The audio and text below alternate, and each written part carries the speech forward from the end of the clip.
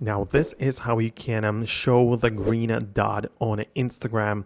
Let's get started. So there are more things you might mean by the green dot. First of all, to get the most obvious thing out of the way, if you use Instagram and access the video or creation section where you access the camera, then you're going to notice that at the top of the screen there is a green dot, but it's not really part of the Instagram, but instead it is part of the operating system of iPhone's iOS, where it tells you which app is using camera, and if it is indicated by the green dot.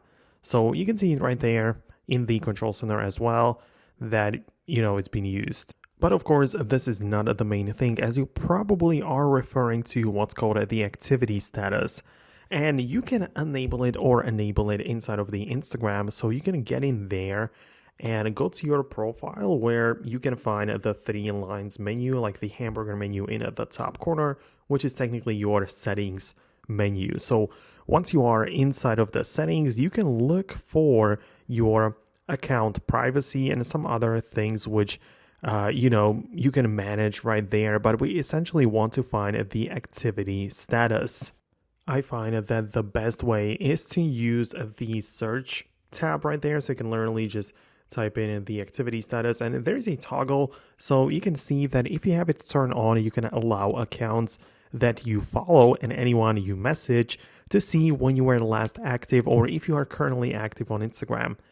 This is the green dot, which you are probably referring to, indicating to other users that you are on the app at the moment.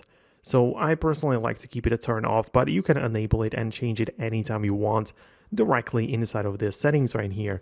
And yeah, that is basically the whole point, and that's what you need to know about it.